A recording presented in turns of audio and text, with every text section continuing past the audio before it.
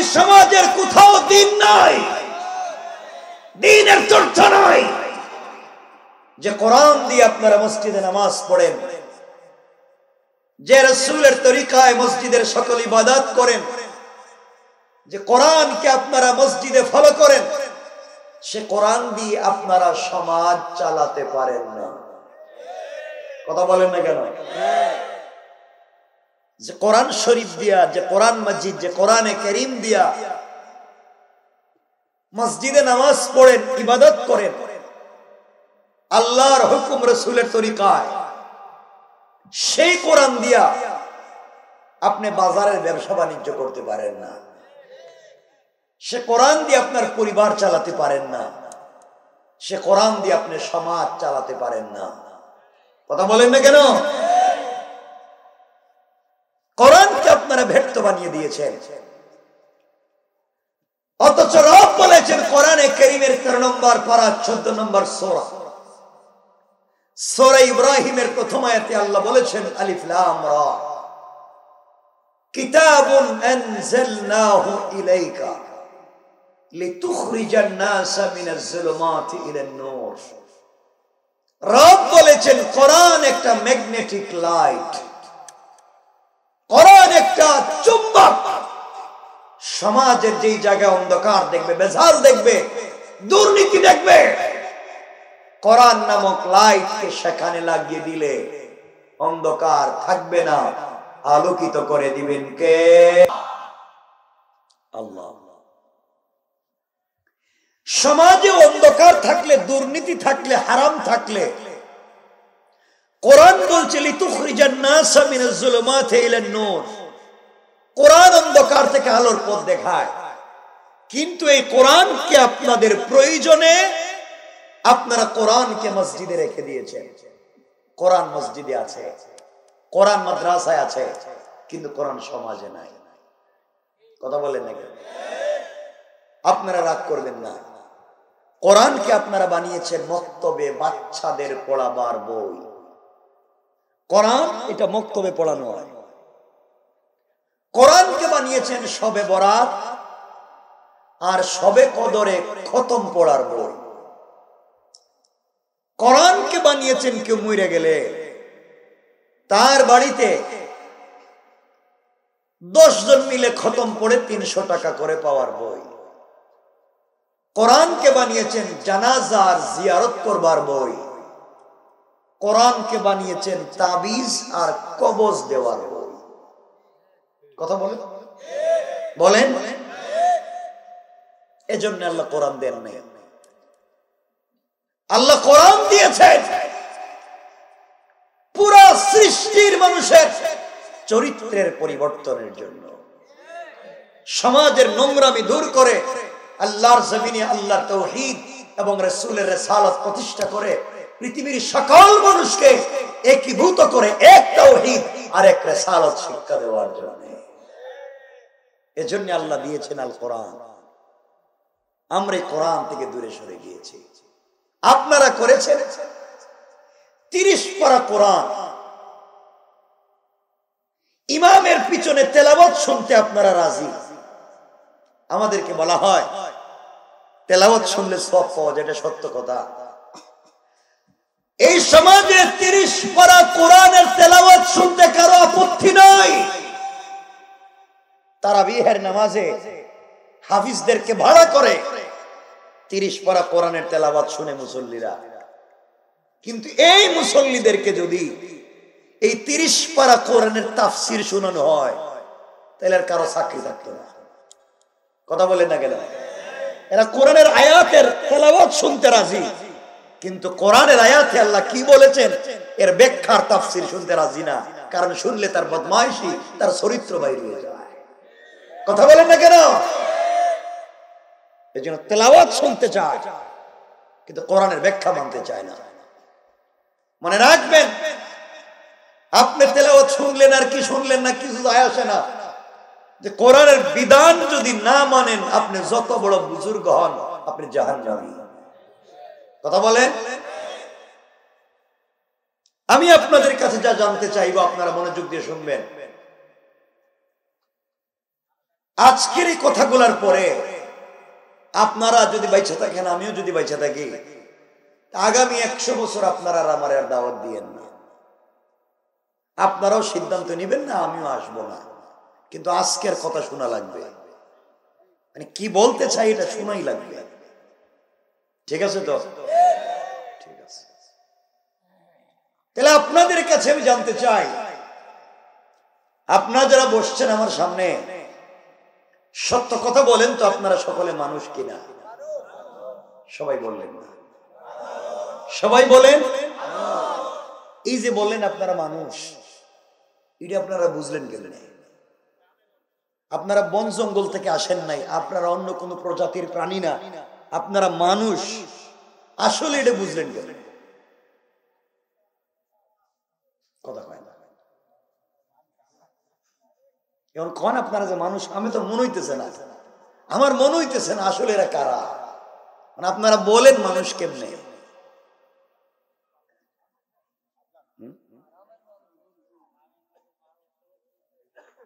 এখন কিছু কইতেছে না, এরা তো সব জানে।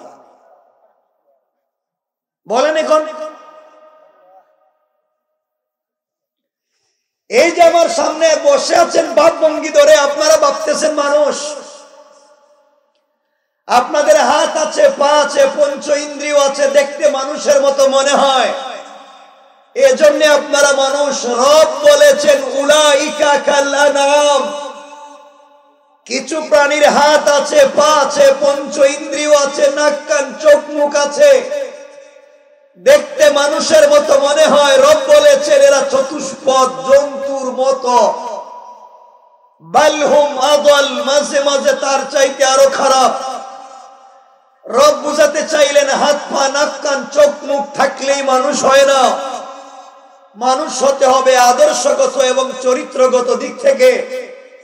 মানুষ হতে গেলে মাথার চুলের গুড়া থেকে পায়ের পাতা পর্যন্ত থাকতে হবে আল্লাহর তাওহীদ, আর থাকতে হবে রাসূলের রিসালাত।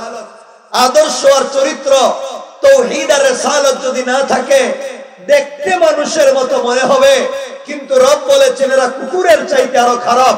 আমি জানতে চাই, আপনাদের বৃহত্তর এলাকায় অনেক মানুষ আছে, দেখতে মানুষের মতো মনে হয়, কিন্তু তাদের চরিত্র, তাদের কালচার, তাদের ব্যবহার, তাদের আদর্শ এই সমাজের নিকৃষ্ট প্রাণী কুকুরের চাইতে আরো খারাপ। নাই? কথা বলেন নাই? আচ্ছা, সুতরাং দেখতে মানুষ হলে লাভ নাই। নমরুদকেও দেখতে মানুষ মনে হতো, ইব্রাহিমকে দেখতে মানুষ মনে হতো, মুসাকেও দেখতে মানুষ মনে হতো, ফেরাউনকেও দেখতে মানুষ মনে হতো। ওরা দেখতে মানুষ, কেউ জান্নাতি কেউ জাহান্নামী। এর কারণ ইব্রাহিম মুসার কাছে তাওহীদ আর রিসালাত, আদর্শ আর চরিত্র ছিল। নমরুদ আর ফেরাউনের কাছে আদর্শ আর চরিত্র ছিল না। কথা বলেন না কেন? তা আপনারাও দেখতে মানুষ। এবার আমি দেখবো যে আপনাদের কাছে নমরুদ ফেরাউনের চরিত্র আছে না ইব্রাহিম মুসার চরিত্র আছে।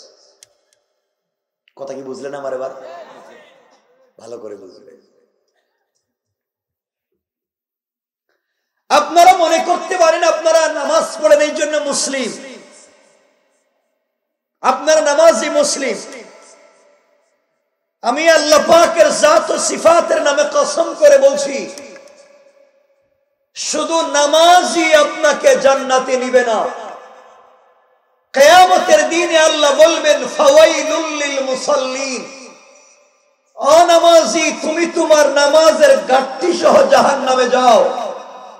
হয়তো নামাজ পড়েছো লোক দেখাবার জন্য, অথবা নামাজ পড়েছো নিজের নোংরা চরিত্র আর বদমাইশিকে ঢেকে রাখবার জন্য। কথা বলেন না কেন? এই নামাজ আপনাকে জান্নাতে নিবে না। আমার কথা কষ্ট পাচ্ছেন আপনারা? কথাগুলো শুনেন বাবা, বুঝাবার জন্য বলছি। আমার রাসূলের পিছনে অনেকেই সালাত পড়েছে, মাঝে মাঝে ইকামত দিয়েছে, রাসূলের দস্তারখানে খাবার খেয়েছে, রাসূলের মতো দাড়িও রাখছে, রাসূলের হাত ধরে মদিনার বাজারে ঘুরে বেরিয়েছে। রব বলেছেন পয়গম্বরে আরবি, ইদা জাকাল মুনাফিকুন ইয়া রাসূলুল্লাহ, এরা নামাজি মুনাফিক, এরা নামাজি। এখন বলেন আপনাদের চিতলমারি বাগেরহাট এলাকায় নামাজি মুনাফিক নাই? বলেন, জোরে বলেন। রাসূলের যুগ ছিল। আল্লাহ এখানে আব্দুল্লাহ ইবনে উবাই, যাকে তার মায়ের বংশ থেকে ইবনে সালুল নামে চিনি, আব্দুল্লাহ ইবনে উবাই আমার রাসূলের পিছনে সালাত পড়েছে, রাসূলের দস্তারখানে খাবার খেয়েছে। আব্দুল্লাহ ইবনে উবাইয়ের ইন্তেকালের পরে আমার নবীজি নিজের জুব্বা মুবারক খুলে তার কাফন দিয়েছেন। তার ইন্তেকালের পরে নবীজি নিজে তার জানাজায় শরীক হয়ে ইমামতি করতে চেয়েছেন।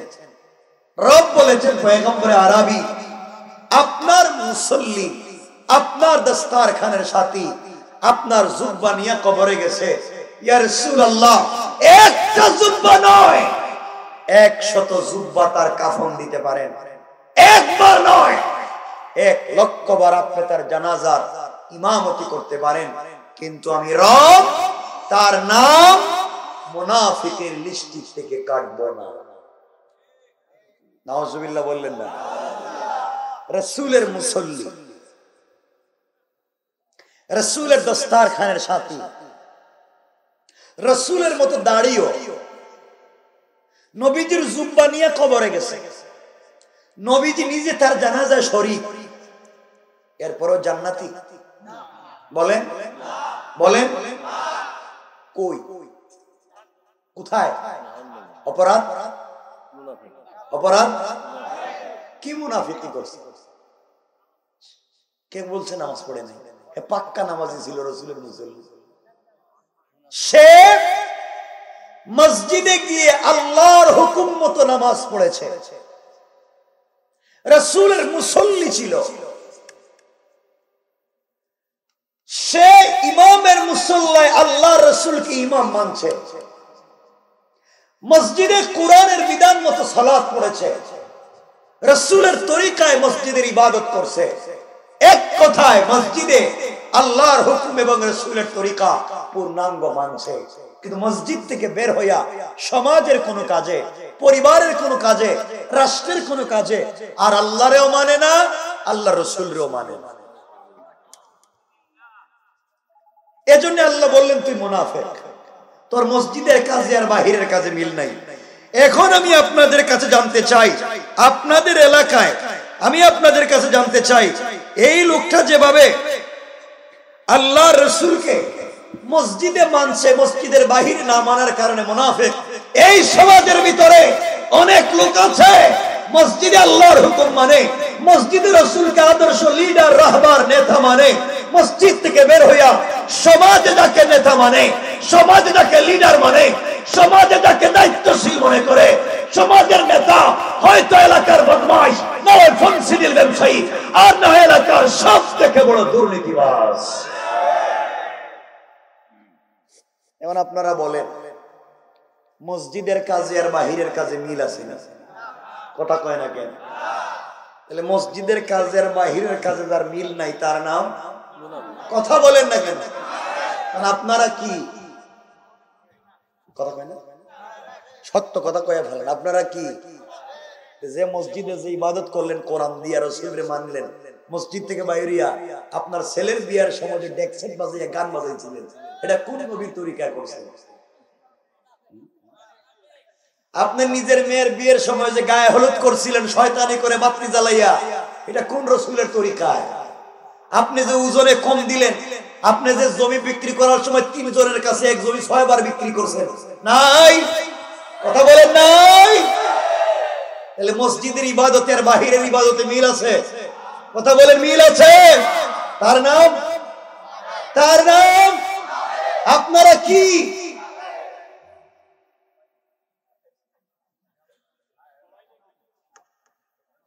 সবাই তো আর কইতেছি না, শুনেন না শেষ পর্যন্ত কি বলতে চাই। আমি তো বাস্তব যা তাই বলতেছি।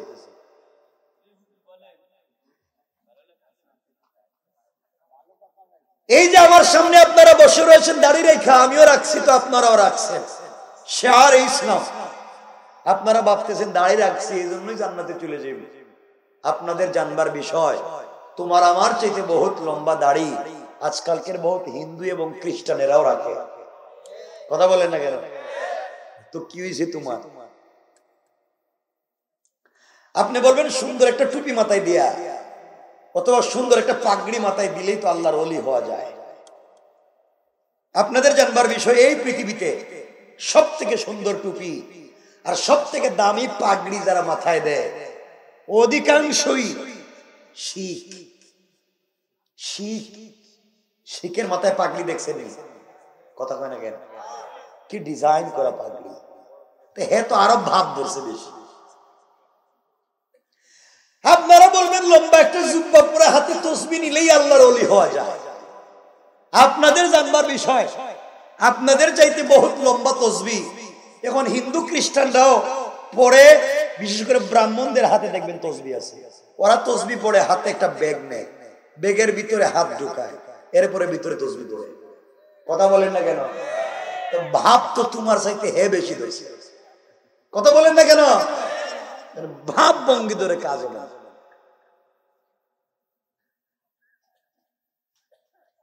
কথাগুলো শোনেন কি বলতে চাই। এই বৃহত্তর এলাকার ইসলামিক সমাজ, সামাজিক শিষ্টাচার, ইসলামিক মূল্যবোধ সব নষ্ট করেছেন আপনারা। এই সমাজ ব্যবস্থা নষ্ট করে সমাজের নোংরা বানাইছেন আপনারা।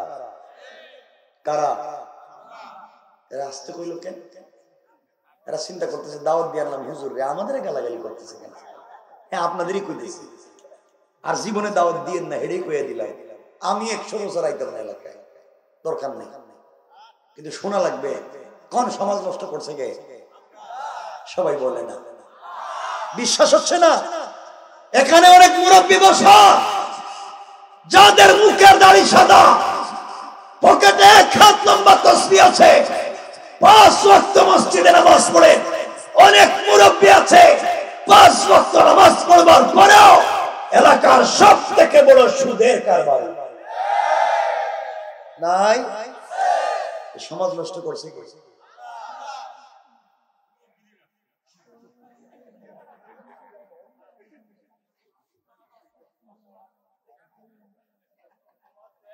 যারা সুদের কারবার করো শোনো, এরা কম পক্ষে 73টা গুনাহ করে। কয়টা? 73। 1 নম্বর অপরাধ আল্লাহ এবং রাসূলের সাথে যুদ্ধ করা। 73 নম্বর অপরাধ নিজের মায়ের সাথে জিনা। নাউজুবিল্লাহ, জোরে বলে। এত বড় অপরাধী যে মায়ের সাথে জিনা করে, আল্লাহর বিরুদ্ধে যুদ্ধ করে, এর জান্নাতে যাওয়ার কোনো সম্ভাবনা আছে না? আছে। যারা সুদের কারবার করে, সমাজকে হারাম পথে নিয়ে যায়, তার আর যাই হোক সমাজে মুসলমান পরিচয় নিয়ে বসবাস করবার ন্যূনতম অধিকার নাই। ঠিক কিনা বলেন? আপনারা শয়তান সমাজে খুঁজে পান না। শয়তান মারবার জন্য মক্কায় যায়, 8 লাখ খরচ করে হজে গিয়া জামারাতে শয়তানরে কঙ্কর মারে, শয়তানরে পাথর মারে।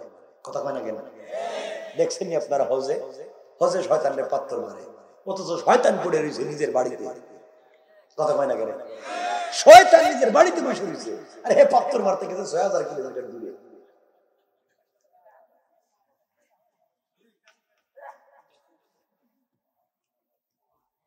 সমাজে অনেক মুরব্বী আছেন বাবা, কেউ রাগ করবেন না, আমি চিনি না কবে। কষ্ট হচ্ছে আপনাদের মনে করছে, শুনেন না কি বলতে চাই। সমাজে অনেক মুরব্বী আছে, আযানের পরে মসজিদের নামাজে যান না। রব বলেছেন হাইয়া আলাল ফালাহ, কল্যাণ আমার কাছে, কামিয়াবি আমার কাছে, ইজ্জত সম্মান আমার কাছে। আর বহুত মুরব্বী আছে আজানের পরে মসজিদে নামাজে না গিয়া চার দোকানে বৈশা টেলিভিশন দেখে। কথা বলেন নাই? জোরে বলেন নাই? সমাজ নষ্ট করে বাপ বমিদিরে বুঝে দিচ্ছে। আজান হইতেছে এদিকে, মসজিদে নামাজ চলতেছে, আর মুরব্বী চার দোকানে বৈশা বদনাম, গীবত, শিকায়াত, সমালোচনা, চুগলখড়ি যা আছে সব চালাই দিতেছে। বলতেছে কার বউ কার সাথে বেঁধে গেল, কে কার মেরে নিয়ে গেছে গা। এই নিয়ে মুরব্বীর চার দোকানে টেনশনের কোনো শেষ নেই। কথা বলেন না কেন? অথচ মুরব্বীর চিন্তা হওয়া দরকার ছিল, এমন শয়তানে ধরছে মসজিদে না নিয়ে চার দোকানে বসাইছে। কথা কয় না কেন? এগুলো এলাকায় নাই? শয়তান কি মক্কায়? কই? এখানে শয়তান খুঁজে পাইতেছে না। কষ্ট পাচ্ছেন? এমনও আল্লাহর ওলি এলাকায় আছে, শুনেন, এই যে আপনাদের এলাকায় মসজিদ আছে, কোনদিন কোন মসজিদের ইমাম সাহেব জুমার নামাজের পরে পুরো মসজিদের মুসল্লিদেরকে নিয়ে সালাম ফিরাইয়া আল্লাহর কাছে দোয়া করতেছে, আল্লাহ তুমি আমার মুসল্লিদের কপালে ঠাডা ভালাও, ঠাডা ভালাও। এই দোয়া করছেন কোন? কথা কয় না। ইমাম সাহেব দোয়া করছে, আল্লাহ মুসল্লির হায়াত বাড়াও, রিজিকে বরকত দেও, এরা খাইলে আমারে খাওয়াইব, এদের বেতন বাড়লে আমারও বাড়বো, ব্যবসা বাণিজ্য ভালো হইলে আমারও দিব, চিংড়ি মাছের গের আরো বেশি বাড়াই দেবো নাকি? তা মুসল্লিরা পিছনে কি কয়? কথা কয় না। আমিন আমিন আমিন। আল্লাহ ইমাম যা কইতেছে সব ঠিক, আপনি দেন, আমরা রাজি, সব ঠিক। ইমাম সাহেবের পিছনে আমিন আমিন কয়ে সেইরা মসজিদ থেকে বাইর হইয়া চার দোকানে গিয়া কয় ইমাম সাহেব ভালো না। কথা কয় না কেন? আল্লাহ কয় কি তারা শয়তান, মসজিদে না আমিন আমিন কইলে বাইর হইয়া কয় ভালো না। এমন ওলিয়া ওলিয়া এলাকায় নাই।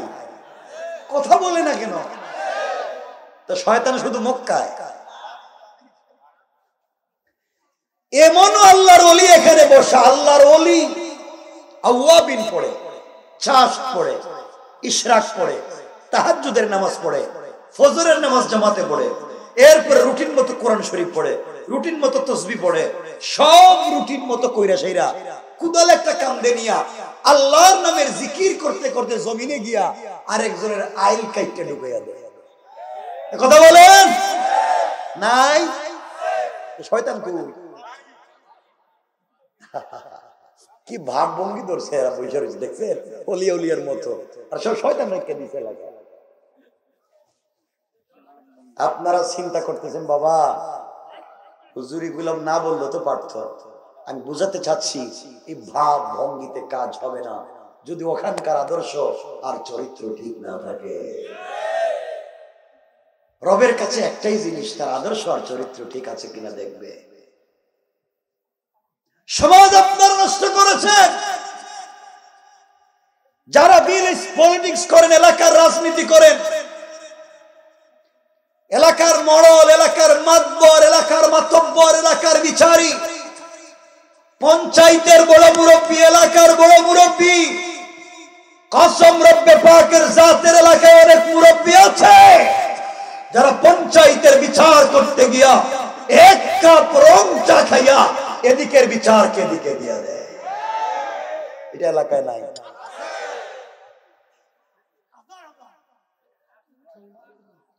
ইমাম সাহেবকে যদি কেউ, এই বড় মুরব্বীকে যদি এলাকার হাতে 500 টাকা ধরাইয়া দেয়, দেখবেন ডাইনের বিচারে বান বানাইয়া দেয়। কথা কয় না? আর এমন আল্লাহর ওলি আছে গ্রামে 2 জন দিয়ে মাইল লাগায়, হের কাছ থেকে 500 লয়, হের কাছ থেকে 500 লয়। এরা সকালে বুদ্ধি দেয়, হের রাত্রে বুদ্ধি দেয়। কথা কয় না কেন?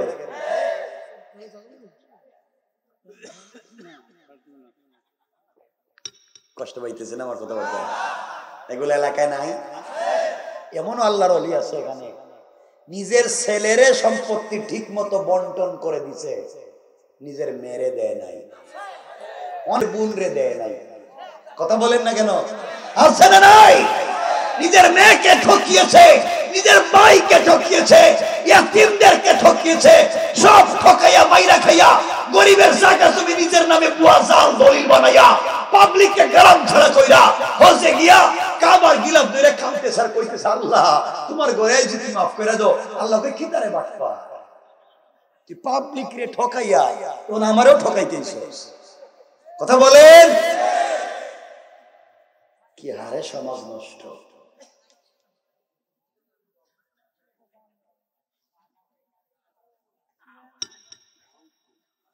সমাজ কত হারে নষ্ট হয়েছে, আপনারা শয়তান বুঝে পান না। শয়তান মারবার জন্য মক্কায় যান। এবার দেখলাম হজে হাজী সাহেবের হজে গিয়ে রাগ উঠতে গেছে। হজে হাজী সাহেবের রাগ উঠতে গেছে গা, জামারাতে শয়তানরা যখন পাথর মারতেছে তখন রাগ উঠতে গেছে।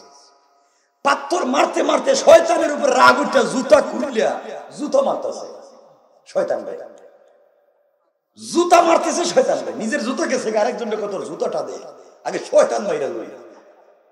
এই যে শয়তান রে জুতা খুলে মারতে গেলে মক্কা, এই শয়তান তার জিন্দেগিতে কোনোদিন আপনাদের এলাকায় আইসা সুদের কারবার করছেন, ঘুষ খাইছেনি, কারো জায়গা জমি দখল করছেনি, কারো গেরের মাছ উঠিয়া চুরি করে বিক্রি করছেনি? কথা বলেন না কেন? মসজিদ মাদ্রাসার ক্যাশের টাকা মাইরে খাইছেনি, চার দোকানে বসে বদনাম করছেনি, কিচ্ছু করে নাই। এরপরে হেরে মারতে গেলেন জুতা খুললা, অথচ এর চেয়ে বড় বড় শয়তান আমাদের আশেপাশে পড়ে রয়েছে। জুতা যদি মারাই লাগে, কঙ্কর যদি মারতেই হয়, এই সমাজের আশেপাশের শয়তানদেরকে আরো বেশি মারা দরকার। ঠিক কিনা বলে?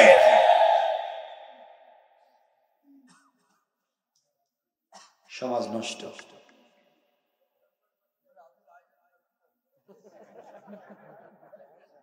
কথাগুলো শুনেন বাবা, আপনারাও আমারে চিনেন না আর আপনারাও আমারে বুঝতেছেন না। আমার যদি কয়েক লাখ প্রোগ্রাম শুনেন তাও দেখবেন এভাবেই কথা বলি, কারণ আমি কথা এভাবেই বলি। জবানও আল্লাহর, সাউন্ডও আল্লাহর, আমি কিছুই না। কথা শোনেন। জোয়ান যারা মাঝে মাঝে ঠিক ঠিক কইতেছে দেখতেছি মাঝে মাঝে, জোয়ান তোমরা যে ভাই ঠিক ঠিক কইতেছো, জোয়ান যারা তোমরা যে খারাপের খারাপ, এটা কে কইছো? তোমরা যেমন ঠিক ঠিক কইতেছো, শুধু তোমরা যে খারাপ হইছ এটা কে? এরা চুল কাটে, বাংলা লিঙ্ক কাটিং দেয়, এখানে নাই ওখানে নাই, মধ্যখানে রাখতে নাইছে, মনে হয় ছাগল ঘাস খাইয়া আর মাঝখানে জমা করছে। এই সিস্টেমে চুল কাটে।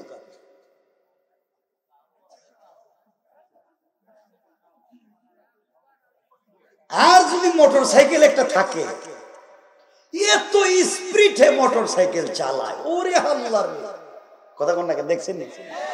মোটর সাইকেল উঠার পর আর কাউরে চিনেই না, সাইলেন্সার লাগাইছে ডাবল, ভম ভমি ডাকতেছে, মানে চালাইতেছে মোটর সাইকেল, কাউরে চিনে না।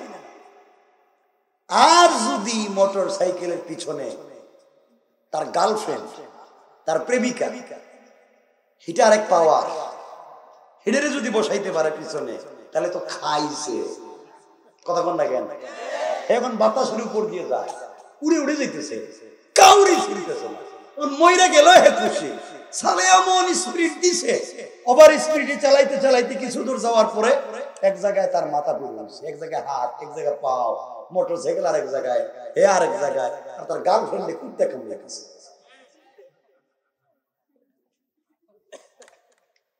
এই কাজগুলো কেন করো? এজন্য এগুলো করা যাবে না। কষ্ট পাচ্ছেন কিনা আমি জানি না, আমার কথা বলতে শোনেন বাবা। এই দেখেন এখানে অনেক অনেক আছেন হয়তো মসজিদের দায়িত্বশীল, হ্যাঁ শোনেন, অনেকে এখানে বসা আছেন, মসজিদের সভাপতি, সেক্রেটারি আছেন না অনেকেই।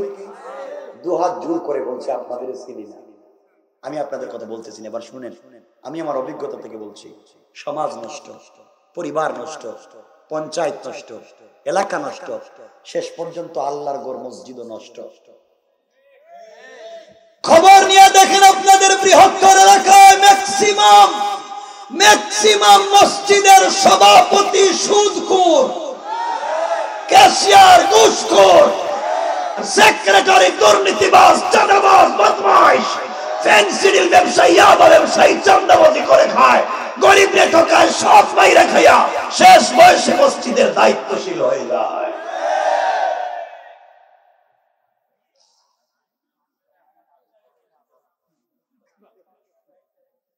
সোজা কথাগুলো বাদ দিয়ে দিন, এতগুলা রাইকা তাহাজ্জুদ পড়ে কাজ হবে না। এই তাহাজ্জুদ আপনাকে জান্নাতে দিবে না। এই যে রমজান আসছে, অনেকে দেখবেন একটা রোজা রাখবে না, কিন্তু ইফতার 2 প্লেট খাইবে। কথা কোন না কেন? শয়তান আল্লাহরে কইতেছে, আল্লাহ আমারে বানাইয়া তোমার লাভ হইছে কি? একটা কামও তো আমি করি না।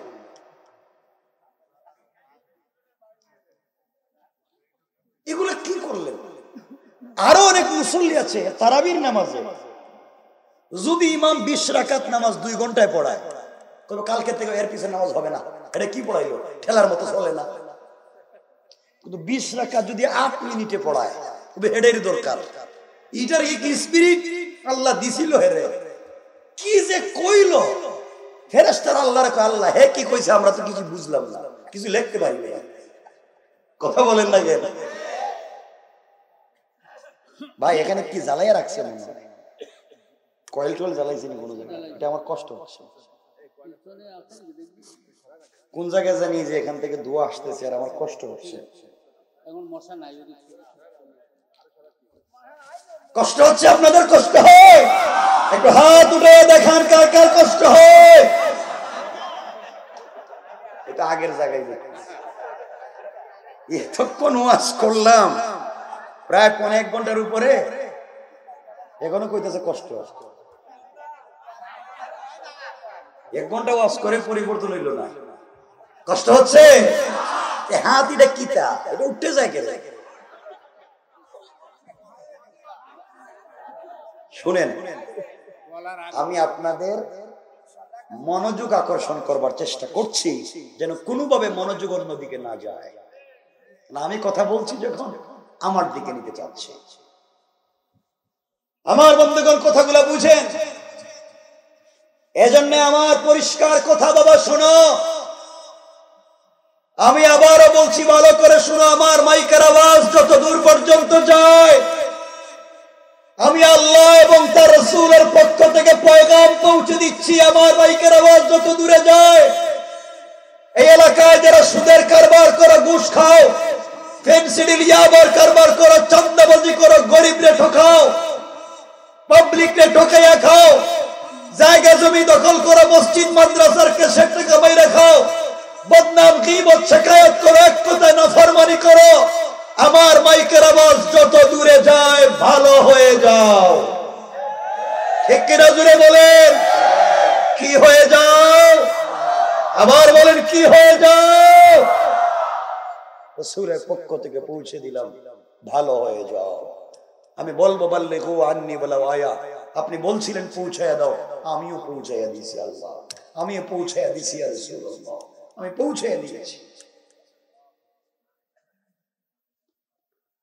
তাহলে আজকের ওয়াজের মূল প্রতিপাদ্য হলো, আজকের ওয়াজের মূল শব্দ হলো ভালো হয়ে যাও। কথা কয় না? কি হয়ে যাও? আজকের ওয়াজের, পুরো ওয়াজের মৌলিক শব্দ ভালো হয়ে যাও।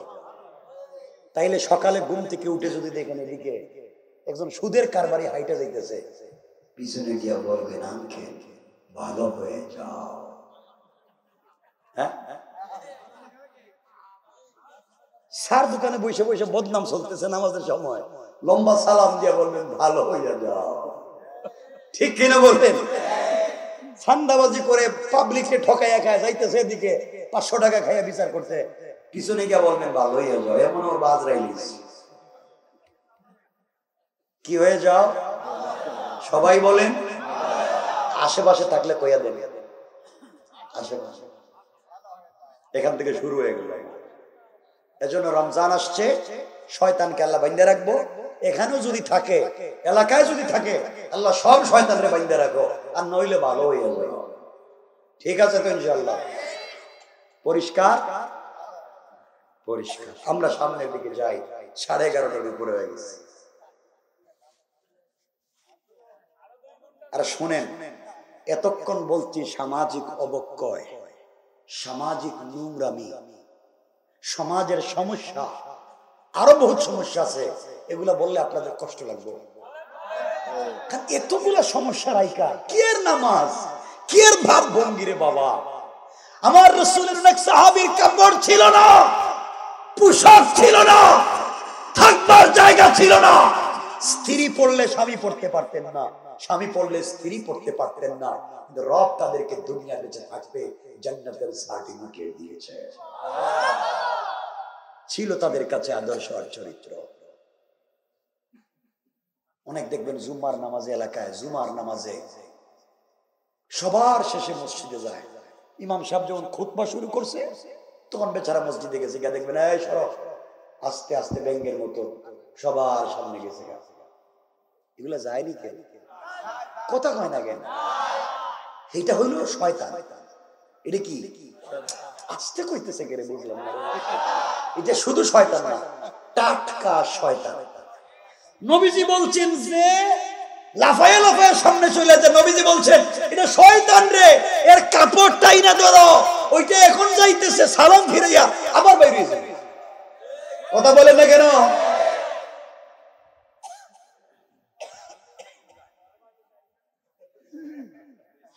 কথা বুঝেন, সমাজটাকে ঠিক করেন। শোনেন, বলছি না জীবনের দাওয়াত দিয়েন না, কিন্তু শোনা লাগবে। আজকে কি আছে সমাজ, এটা শোনা লাগবে। কি নিয়ে বৈশা রয়েছেন এখানে শোনা লাগবে। এরপর অনেক আছে বাচ্চারা মসজিদে নামাজে যায়, যে ছোট ছোট বাচ্চারা আছে অনেকে মসজিদে নামাজে যায়। আর কিছু মুসল্লি আছে বাচ্চাদেরকে বাইর করে দেয়। আসেনি এগুলো এলাকায়? এটাও আছে। এই ছেলে, তোর বাপরে জীবনে মসজিদে দেখলাম না, তোর দাদা জীবনে মসজিদে আয় না, তুই কোন দিনে নামাজি? যা পিছনে যা। দিছে এক কাতার পিছনে। আরেক মুসল্লি গিয়া কয় বাচ্চা আরেক কাতার যা, গেছে আরেক কাতার পিছনে। আরেক মুসল্লি গিয়া কয় আরেক কাতার যা। বাচ্চা যাইতে যাইতে গেছে গা মসজিদের বারান্দায়। ও কি তারে আইলাম সবার আগে, ধাক্কাইতে দেখতে দেখে দেখে মসজিদের বারান্দায় দিয়ে দিয়েছে। আর জীবনে মসজিদে আইতাম না, মনে হয় শয়তান ঢুকে গেছে। কথা বলেন না কেন? মুরব্বী বাবা, 8-10 বছরের বাচ্চা মসজিদে নামাজে যায়, চিল্লায় দুষ্টামি করে অপরাধে বের করে দিয়েছেন। আল্লাহর ঘরে গিয়েছিল, কিন্তু আপনি তো 8-10 বছর বয়সে মসজিদে যান নাই, আপনি গিয়েছেন যাত্রা গানে আর সিনেমা দেখতে। কেন এগুলো করে?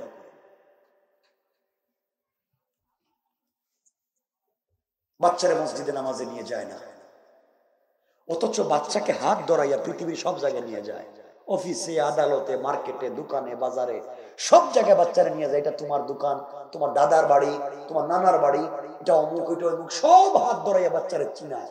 কিন্তু মসজিদে যাওয়ার সময় বাচ্চাকে নেয় না। আল্লাহ যদি জিজ্ঞাসা করে কিয়ামতে, আমার বান্দা নিব খারাপ। পৃথিবীর সকল জায়গায় বাচ্চাকে হাত ধরাইয়া ধরাইয়া চিনাইলে, কেন তুই বাচ্চাটাকে আমি আল্লাহর ঘর চিনাইলে না, আমি আল্লাহকে কেন চিনাইলে না? আমার কি দোষটা ছিল? জবাব দে।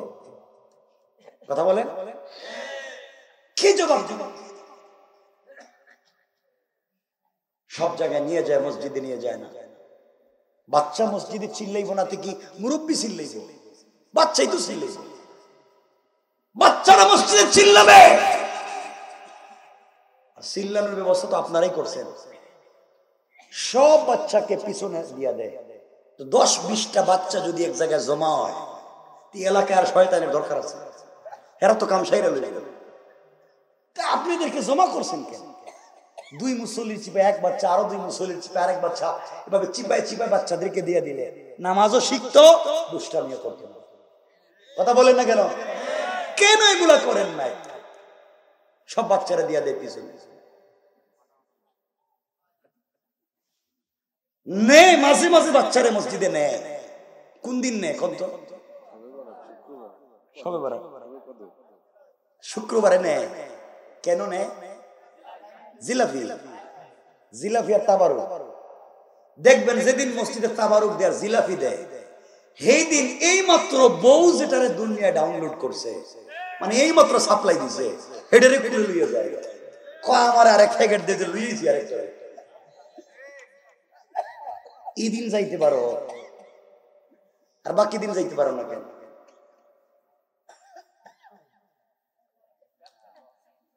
আল্লাহর ওয়াস্তে আর নষ্ট করেন না।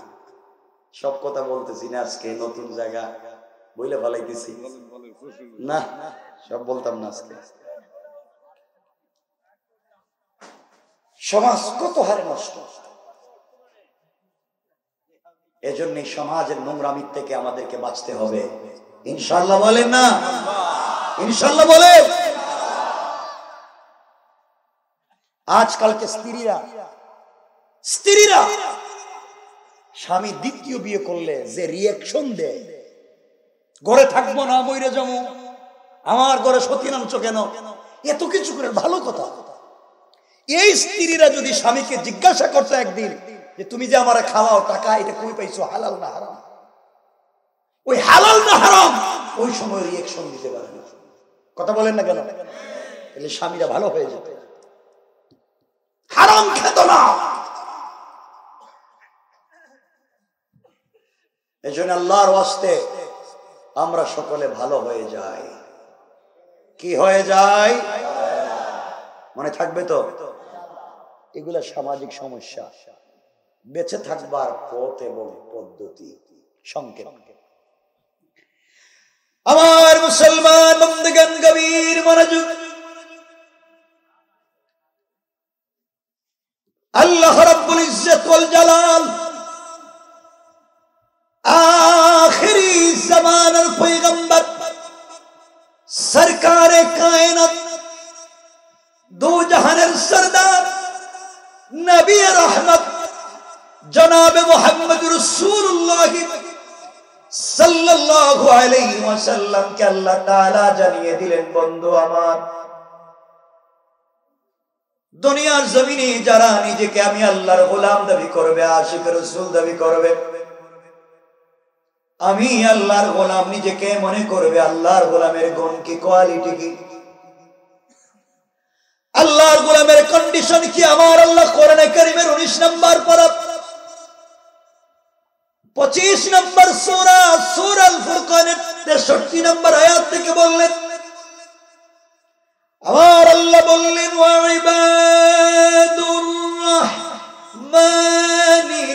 রাহমানিল্লাযীনা ইয়ামশুনা আলাল আরদি হাওনা। আমার আল্লাহ বলেন, মুসলমানেরা, এই দুনিয়ার জমিনে যারা আমি আল্লাহর গোলাম দাবি করবে, আশিক রাসূল দাবি করবে, আমি আল্লাহর গোলাম নিজেকে মনে করবে, আমি আল্লাহর গোলামের 1 নম্বর গুণ হলো আমার বান্দা দুনিয়ার জমিনে কোনদিন অহংকার করতে পারে না। কি করতে পারে না? আসতে বলবেন না, জোরে বলেন। কি আপনারা অহংকার করেননি? কথা বলেন না, এরা ওলি ওলি ওলি। আল্লাহর গোলামের 1 নম্বর গুণ অহংকার করা যাবে না। এই বৃহত্তর এলাকায় আল্লাহ যাদেরকে বড় আলিম বানিয়েছেন, শেখুল হাদিস, মুফতি, মুহাদ্দিস, খতিব বানিয়েছেন, ইউনিভার্সিটির রেক্টর বানিয়েছেন, কলেজের অধ্যক্ষ, অধ্যাপক, প্রফেসর, শিক্ষিত জ্ঞানী বানিয়েছেন, আপনি আপনার জ্ঞানের কারণে অহংকার করতে পারেন না। আপনি যদি আপনার জ্ঞানের কারণে অহংকার করেন, তাহলে আমার আল্লাহ মুআল্লিমুল মালায়েকা, ফেরেশতাদের শিক্ষকের মতো মহাজ্ঞানীকে অহংকার করবার অপরাধে যেইভাবে রাজিন শয়তান বানিয়ে দিয়েছে, আপনিও যদি আপনার জ্ঞানের কারণে অহংকার করেন, আমার আল্লাহ আপনাকেও শয়তান বানাইয়া দিতে আমার আল্লাহ 1 মিনিটও দেরি হবে না। কোন ঠিক কিনা? ঠিক কিনা জোরে বলেন। আল্লাহর গোলামের 1 নম্বর গুণ অহংকার করা যাবে? কথা বলেন না যাবে? মাআযাল্লাহ, আমি কাউকে চিনি না। দেখবেন এলাকায় যদি কেউ মাঝে মাঝে বড় হুজুর হয়ে যায়, এলাকার বড় হুজুর, অধিকাংশ সময় দেখবেন তিনি আর সাধারণ পাবলিককে সালাম দেন না। কথা বলেন না কেন? আমি বড় হুজুর, আমি সালাম দিব কেন? আমারে সালাম দেও। সাধারণ পাবলিক বড় হুজুরে সালাম দিলে ঠিক মতো জবাবও দেয় না। কথা বলেন না কেন? ঠিক আছে, ঠিক আছে। কিন্তু বড় হুজুরের দিকে যাচ্ছে, আপনি চিন্তা করলেন বড় হুজুর যাইতেছে, একটু মুসাফা করি। আমি বড় বড় হুজুরদের সাথে মুসাফা করলে সগীরা গুনাহ মাফ হয়। কারণ হুজুর একটু মুসাফা, কয় না না, ঠান্ডা লাগতেছে। কিন্তু মুসাফার সময় যদি বড় হুজুরের হাতে একটু হাদিয়া দিতে পারেন, হাদিয়া, হাদিয়া বুঝছেন? বুঝাইতে পারি নাই কি?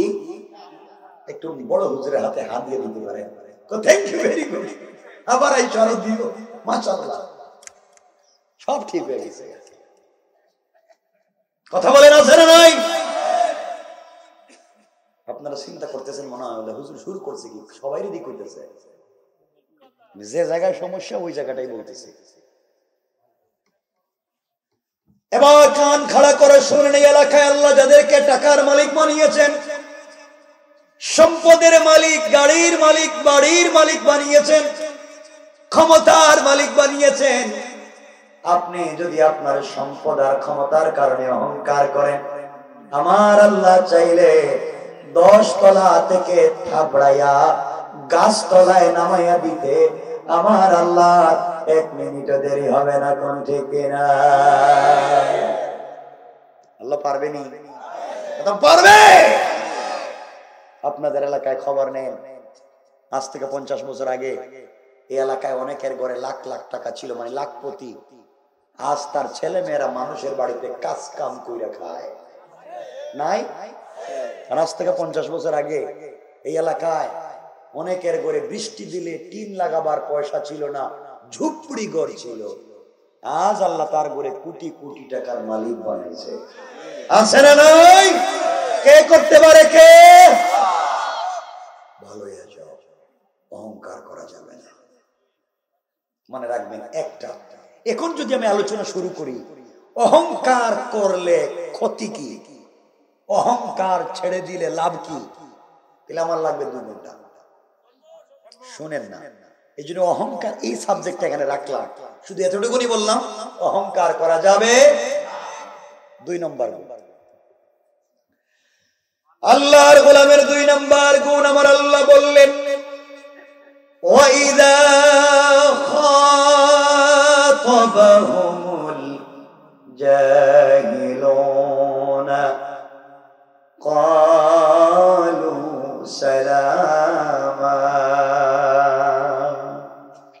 আল্লাহ বলে, মুসলমানেরা, এই দুনিয়ার জমিনে যারা আমি আল্লাহর গোলাম দাবি করবে, আশিক রাসূল দাবি করবে, আমি আল্লাহর গোলাম নিজেকে মনে করবে, বান্দারে আমি আল্লাহর গোলামের 2 নম্বর গুণ হলো আমার বান্দাকে কেউ গালি দিলে গালির জবাব দিবে না, আঘাত করলে আঘাতের জবাব দিবে না, গীবত শিকায়ত সমালোচনা করলে জবাব দিবে না, বরং আমি আল্লাহ গোলাম যারা দুনিয়ার জমিনে দাবি করবে, আমার গোলামকে গালি দিলে গালির জবাবে গালি না দিয়া ওই ব্যক্তির জন্য শান্তি আর সালামতির দোয়া করে যায়।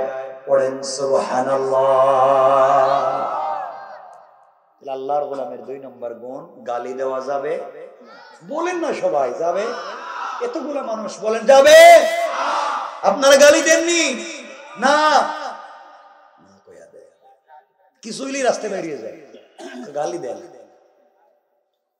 গালি দিলে বিনিময় শান্তির দোয়া করব। কিসের দোয়া? সালাম দিব। এখানে 1 মিনিটে একটা হাদিস বইলা দেই, মনোযোগ দিয়ে শুনে শুনে। শান্তির দোয়া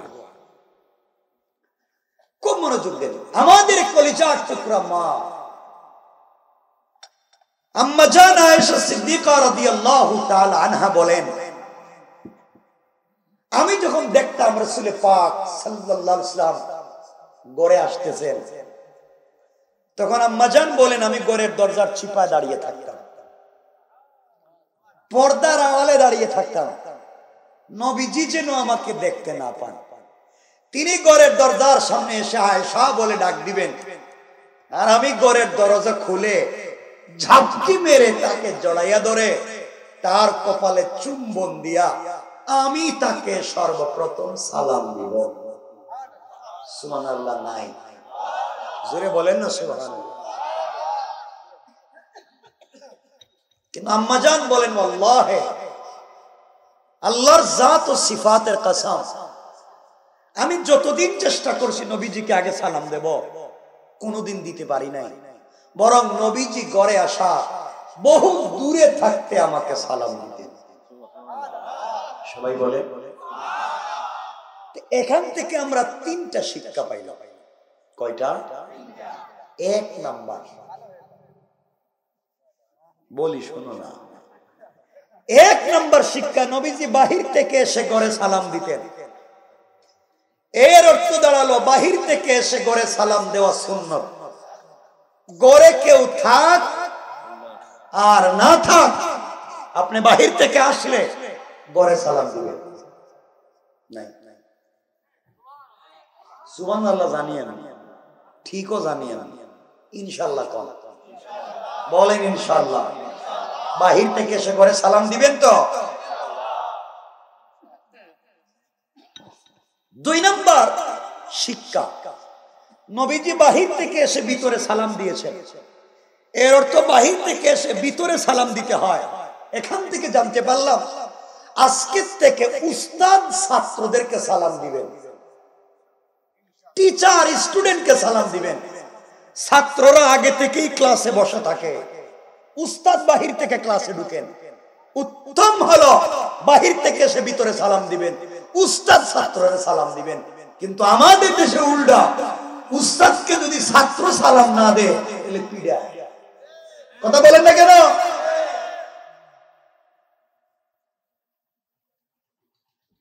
তিন নাম্বার শিক্ষা,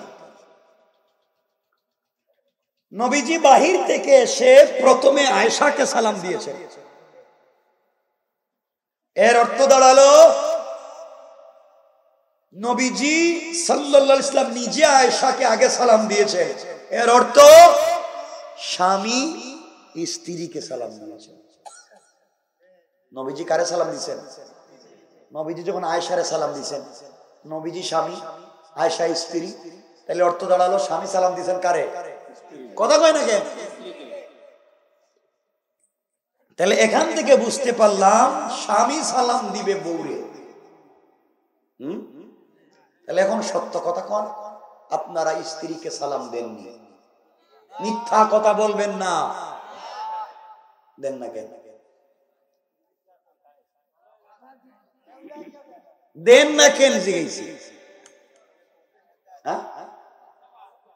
লজ্জা পায়? ওরে আল্লাহর লজ্জা, বউরে সালাম দিতে লজ্জা করে, আর বউরে পিডাইবার সময় লজ্জা করে যায়। বউরে যখন পিডায়, একজন আমারে কইল বউরে এমন পিডানি দেয় আজকে, একজন বউরে পিটাইতে পিটাইতে বউরে কইতাছে তুই আমারে আব্বা কর, নাহলে ছাড়তাম না। বউ মায়ের খাইয়া পায়ে ধরে কইতাছে তুই আমার বাপ, এবার সাইডা দে। বন্ধু বান্ধবের কাছে গিয়া কই তোমরা আমার চিনোনি আমি কেডা, আমি বউরে বাপ ডাকাইয়া সাইডা দিছি। শয়তান আল্লাহরে কয় আল্লাহ তোমার সাথে আমার কিছু কথা আছে, আল্লাহকে খোয়া ফেলা। আল্লাহ আমার শয়তান মানে লাভ হইছে কিতা, আমি তো এই কামটা করিনি, এ তো বউরে বাপ ডাকাইয়া দিছে। কথা বলেন না কেন? বউরে বাপ ডাকাইতে লজ্জা হয় না, আর সালাম দিতে লজ্জা করে। এজন্য স্ত্রীকে সালাম দিবেন। বুঝলাম না, নবীজি সালাম দিয়েছেন, এরা কিছু কয় না দেখি। নিজের রাসূল সালাম দিয়েছেন স্ত্রী কেন? আল্লাহ পাক হাদিসে কুদসিতে বলেছেন যে করে স্বামী স্ত্রীকে সালাম দিবে, স্ত্রী স্বামীকে সালাম দিবে, এই করে আমার আল্লাহ ৯১ থেকে ১০০টা বারাকাতের দরওয়াজা খুলে দিবেন। সালাম দিবেন না কেন? তাইলে বউরে সালাম দিবেন তো? বলে না ইনশাআল্লাহ। এই যে মুরব্বীরা হাসতেছে, মাঝে মাঝে দেখতেছে এরা হাসতেছে, এরা সালাম দিত না তো। মুরব্বীরা চিন্তা করতেছে হুজুর ৫০-৬০ বছর গেছে গা, বউরে কোনোদিন সালাম দিলাম না, আজকে যদি গা বউরে সালাম দেই, বউ কইব বুইরা কোন কাম গড়াইছে, আর গড়াইছে আমার সালাম দিয়ে বাপ মারতেছে। কথা বলেন না কেন? সালাম দিবেন, বলেন না ইনশাআল্লাহ। আজকে বাসায় গিয়ে বউরে বলবেন, বউ আসসালামু আলাইকুম ওয়া রাহমাতুল্লাহ। বউ কই মা এর আজকে কোন ভূতে ধরলো? আপনি বলবেন ভূতে ধরে নাই, হুজুর ওয়াজ করছে আর আমি সুন্নত আদায় করছি। ঠিক আছে তো ইনশাআল্লাহ? ইনশাআল্লাহ। ভাই কেউ আসেনি এখানে? 12টা হয়ে গেছে, আমি কি কথা বলবো না? রেখে দিন না,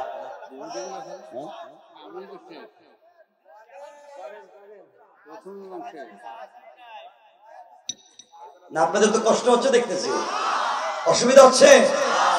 এই যে মাঝে মাঝে এই যে প্রস্রাবে ধরছে, প্রস্রাবে ধরলে উঠতে পারবেন না, এটা তো মাটি। যাইবেন কে? বসে থাকবেন জায়গায়, বসে। বেশি লম্বা করবো না, নিয়ত নাই। হাদিসের পরের অংশ বইলা দিই। হাদিসের পরের অংশ হলো, মাঝে মাঝে বাসায় গেলে নিজের হাত দিয়া নিজের বউকে, মাঝে মাঝে নিজের হাত দিয়া বউরে মুখে উঠাইয়া খাওয়াইয়া দিয়া।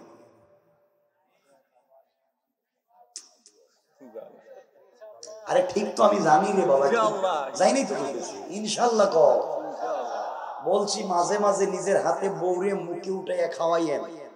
আমার নবীজি আম্মাজানকে কুলে বসাইয়া নিজের হাতে খাওয়াইয়া দিতেন। খাওয়াইবেন তো? হ্যাঁ, মাঝে মাঝে বলছি নিজের স্ত্রীকে নিজের হাতে খাওয়াইবেন তো? এরা কইতেছে বিয়ে করে নাই তো, আগে দুটো কইছি বিয়ে করে নাই, এখন থেকে আগামীতে বিয়ে করলে খাওয়াইবো, এখন থেকে শিখবো। আপনাদের আওয়াজে আমার সন্দেহ হইতেছে, জীবনে বউরে খাওয়াইতো না। আপনাদের আওয়াজে আমার সন্দেহ হচ্ছে, আমার মনে হচ্ছে আপনারা নিজের হাতে মুখে উঠাইয়া স্ত্রীরে খাওয়াইতে পারবেন না। আপনারা মুখে উঠাইয়া খাওয়াইতে পারবেন পাশের বাড়ির বাবি, ঠিক কি না? এটা কইছে ঠিক। কত খারাপ এবার চিন্তা করে, বউর কথা কইছি না, ভাবি কই ঠিক। বাসায় গেলে যে মাইর খাইবি না, বউ কই বিয়ে করছো আমার, আর খাওয়াইবা আরেকজন। এটি কোন এলাকায় আইছি আজকে বুঝতেছি না, এরা সব উল্টা কথা কই দেখি। পরে এমন ওয়াজ কইরা দিমু এখন আর বাসায় ঢুকতে পারবেন না। যা করছেন বউর সাথে এতদিনে সব বলে দিবেন, তো বাসায় ঢুকতে পারবেন না।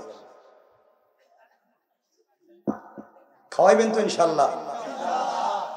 আমার নবীজি খাওয়াতেন, আম্মাজান আয়েশাকে নিজের হাতে খাওয়াইতেন। নবীজি আম্মাজান মুখোমুখি বসতেন, মাঝে মাঝে আমার রাসূল দেখতেন আম্মাজান আয়েশা নিজের মুখে গোশতের টুকরা নিয়ে চাবাইয়া প্লেটে রেখে দিতেন। আর রাসূলে পাক আম্মাজানের মুখ থেকে বের করা গোশতের টুকরা নিজের মুখে নিয়ে চাবাইতেন।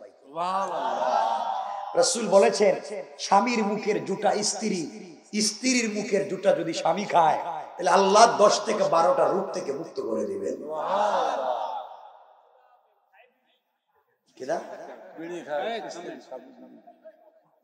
বিড়ি খাবে কেন? বিড়ি বন্ধ করে দিন আস্তে আস্তে, বাদ দিয়ে দেন। শোনেন, এতক্ষণ ওয়াজই তো করতেছি সব বাদ দিয়ে দেওয়ার জন্য। শোনেন, তাইলে নবীজি বলছেন স্ত্রীর মুখের খাবার স্বামী, স্বামীর মুখের খাবার স্ত্রী, ভালোবাসা তৈরি হয়। খাবেন তো? স্ত্রী যদি মুখ থেকে গোশতের টুকরো একটা বাইর করে দিয়া আমি চাবাইয়া দিলাম, আপনি একটু খান, তাহলে অবস্থাটা কি হইতে পারে? হ্যাঁ, কিছু কয় না, খাইবেন না কি তারে? হেরা কি আল্লাহ জানে, এটা কি মরা মানুষ না জিন্দা মানুষ? তো বলে না কিছু দেখি। আরে বাবা, আমার রাসূলের ঘরে টাকা পয়সা ছিল না, প্রেম মোহাব্বত আর ভালোবাসা ছিল। এই জন্য খাদিজা আর বিশ্বনবী তাদের ঘর থেকে জন্ম নিয়েছেন হযরতে ফাতেমা। আর তোমার আমার ঘরে টাকা আছে, পয়সা আছে, প্রেম মোহাব্বত আর ভালোবাসা নাই। এই জন্য তোমার আমার ঘর থেকে জন্ম নেয় ইয়া বাবা, থালা বাবা, সালা বাবা, বল্টু মিয়া। ঠিক কিনা?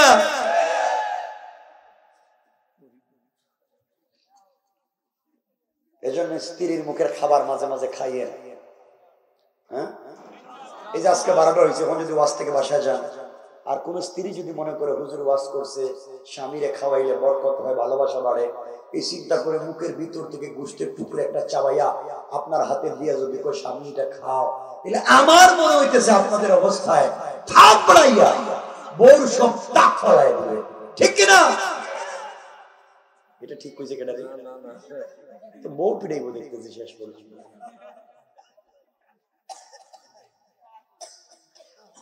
আল্লাহ হেফাজত করে বলেন আমিন। কোন পথে হাঁটলে পরিবার এবং সুন্দর হবে, জান্নাতে যেতে পারবো, সব আমল কবুল হবে, রবের কাছ থেকে সব আদায় করতে পারবো। সংক্ষেপ আমার মুসলমান বন্ধুগণ, গভীর মনোযোগ। আল্লাহর পয়গম্বর আখিরি জামানার নবী সরকারে কায়নাত দো জাহানের সরদার রাসূল পাক সাল্লাল্লাহু আলাইহি ওয়াসাল্লাম দুনিয়ার জমিনে জিন্দা। আমার রাসূলের কলিজার টুকরা মেয়ে হযরতে ফাতেমা রাদিয়াল্লাহু তাআলা আনহা, তখন তিনি ছোট। চমৎকার কথাগুলো শুনেন। হযরতে ফাতেমার সঙ্গে এক ইহুদির মেয়ের বন্ধুত্বের সম্পর্ক হয়ে গেল, ভালোবাসার সম্পর্ক। দীর্ঘদিন পর্যন্ত ইহুদির মেয়ের সঙ্গে বন্ধুত্বের সম্পর্ক, বান্ধবী হয়ে গেলে একদিন দুই দিন না, চলতে চলতে প্রায় এক যুগের কাছাকাছি হয়ে গেল। দীর্ঘদিন পর্যন্ত একসাথে চললেন, মেয়েটা বড় হয়ে গেল। কথাগুলো শুনে ইহুদির মেয়েটা একদিন ফাতেমার কাছ থেকে তার বাড়িতে গেল। মেয়ের বাবা ডাক দিয়া বলছে, ও আমার কলিজার টুকরা মেয়ে, তোমার বয়স হয়ে গিয়েছে মা, তোমাকে এই মুহূর্তে আমি বিয়ে দিতে চাই। তোমার জন্য আমি শিল্পপতি এক ইহুদির ছেলে, স্মার্ট, তাকে তোমার স্বামী হিসাবে তৈরি রেডি করেছি, আমি পছন্দ করেছি। তুমি বলো না, তুমি কি এই বিয়েতে রাজি? ইহুদির মেয়েটা ডাক দিয়া বলছে, আব্বা জান,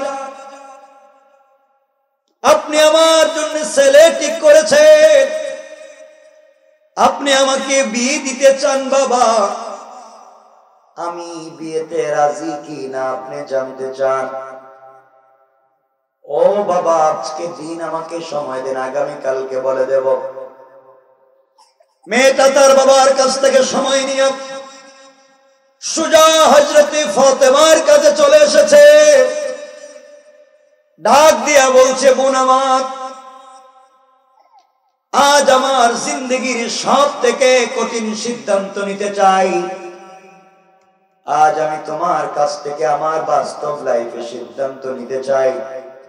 ও ফাতেমা, আজ আমি তোমার কাছ থেকে একটা ভালো পরামর্শ পেতে চাই। জিন্দগিতে আজ পর্যন্ত যত মানুষকে পরামর্শ দিয়েছ, আজ পর্যন্ত কোন মানুষকে ভুল পরামর্শ দেওনি। দীর্ঘদিন হয়ে গেল তোমার সঙ্গে আমার চলাফেরা, আজ আমি তোমার কাছ থেকে চমৎকার একটা পরামর্শ নিতে চাই। ফাতেমা ডাক দিয়া বললেন, বোন রে,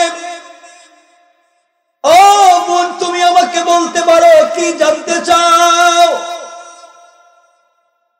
মেয়ে ডাক দিয়া বলছে, ফাতেমা, আমার বাবা আমার জন্য ছেলে ঠিক করেছে, আমার বাবা আমাকে বিয়ে দিতে চায়, আমার জন্য পাত্র ঠিক করেছে। তোমার কাছ থেকে আমি জানতে চাই, ওই বিয়েতে আমি রাজি হব কি না জানতে চাই। হযরতে ফাতেমা ডেকে বললেন, বোন আমার, তুমি ইহুদি, আমি মুসলিম, তোমার পার্সোনাল লাইফে আমি কোনো পরামর্শ দিতে পারবো না। মেয়েটা ডাক দিয়ে বলছে, ফাতেমা, আমি ইহুদি, তুমি মুসলিম, তাতে কি আসে যায়? আমার এই পৃথিবী পৃথিবীতে তুমি ছাড়া তো বিশ্বস্ত কেউ নাই। আমি আমার বাবা আমার মাকে এতটুকু বিশ্বাস করতে পারি না, তোমাকে আমি যতটুকু বিশ্বাস করি। ফাতেমা জানতে চাই বাবা যে ছেলে ঠিক করেছে আমি বিয়ে করব কিনা। হযরতে ফাতেমা বললেন, বোন রে, বাবা যেহেতু তোমার জন্য ছেলে ঠিক করেছে, আমার মন বলছে কোন বাবা সন্তানের অকল্যাণ চায় না, সন্তানের অপকার চায় না, উপকার চায়, কল্যাণ চায়। ও ফাতেমা, ফাতেমা বলছেন, বোন রে, আমার মন বলছে তুমি বিয়েতে রাজি হয়ে যাও। এবার মেয়েটা হযরতে ফাতেমাকে জড়াইয়া ডাক দিয়া বলছে, বোন রে, তুমি আমাকে বলছো আমি বিয়েতে রাজি হয়ে যাই, আমার একটা শর্ত আছে। আমার শর্ত হলো এই বিয়েতে রাজি হব, শর্ত হলো তুমি যদি আমার বিয়েতে যাও। ফাতেমা বললেন, আমি কেমনে যেতে পারি? আমি মুসলিম, তোমরা ইহুদি, তোমরা আমার বাবাকে জাত শত্রু মনে করো, আমি তোদের বিয়েতে গেলে আমার বাপকে মানুষ গালি দিবে, সমালোচনা করবে, আমি তো বিয়েতে যেতে পারবো না। মেয়েটা ডাক দিয়া বলছে, ফাতেমা, জীবনে এতদিনের সম্পর্ক তোমার সঙ্গে আমার, এই লম্বা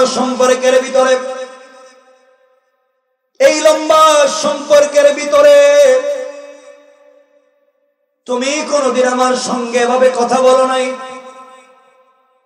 বন্ধে, আমি তোমাকে সাফ জানাইয়া দিলাম, তুমি যদি আমার বিয়েতে না যাও, আমি ইহুদি মনে করে পৃথিবী ধ্বংস হয়ে যেতে পারে। আমি কথা দিলাম, এই পৃথিবীতে বেঁচে থাকতে কোনোদিন কোন ছেলেকে বিয়ে করব না। তুমি আমার বিয়েতে না গেলে আমি পৃথিবীর কোন ছেলেকে বিয়ে করব না। হযরতে ফাতেমা মেয়েটার ভালোবাসা দেখে আশ্চর্য হলেন। এক পর্যায়ে বলে ফেললেন, বোন রে, যাও, ইনশাআল্লাহ আমি তোমার বিয়েতে যাব। আমার বন্ধুগণ, মেয়েটা ফাতেমার কাছ থেকে বিদায় নিয়ে বাবার কাছে গিয়ে বলছে, আব্বা জান, ও আমার বাবা, তুমি আমার জন্য ছেলে ঠিক করেছো, আমি এই বিয়েতে রাজি। তুমি ঠিক করেছো, আমি রাজি না হয়ে পারি না। বাবা বলতেছে, মারে, একমাত্র কেবলমাত্র শুধুমাত্র একটা সন্তান আমার আর নাই, তোমার জন্য আমি শিল্পপতির ছেলে ঠিক করেছি, তুমি বিয়েতে রাজি হয়ে গিয়েছ, এর চাইতে বাবার মনের আনন্দের আর কোন জিনিস হতে পারে না। এবার মেয়েটা ডাক দিয়ে বলছে, আব্বা জান, ও আমার বাবা, আমি বিয়েতে রাজি, কিন্তু আমার শর্ত হলো আমার বিয়েতে মুহাম্মদ ইবনে আব্দুল্লাহর মেয়ে ফাতেমাকে দাওয়াত করেছি, সে কিন্তু বিয়েতে আসবে। ইহুদির যেমন মাথায় রক্ত উঠে গেল, ডাক দিয়া বলছে, কি বলতে চাও? আমার জাত শত্রু, সে তোমার বিয়েতে আসবে, এর চাইতে মরে যাওয়া আমার জন্য ভালো, বেঁচে থেকে আমার লাভ কি? আমি বেঁচে থাকতে তোমাকে এই বিয়েতে দিবই না প্রয়োজনে, এরপরও ফাতেমাকে আসতে দিব না। মেয়ে ডাক দিয়া বলছে, আব্বা জান, আপনি ফাতেমা আসলে আমাকে বিয়ে দিবেন না, আর আমি কথা দিলাম ফাতেমা ছাড়া পৃথিবী ধ্বংস হয়ে গেলেও আমি বিয়ে করব না। ইহুদি চিন্তায় পড়ে গেল, একমাত্র একটা মেয়ে আমার, আর ওই মেয়েটা যদি বিয়ে না করে, আমি বিয়ে ঠিক করেছি, তার চাইতে লজ্জার আর অপমানের কিছু হতে পারে না। এবার ইহুদি ষড়যন্ত্র করতে লাগলো, বলতে লাগলো, মারে, ও আমার মেয়ে, তোমার বিয়েতে যারা আসবে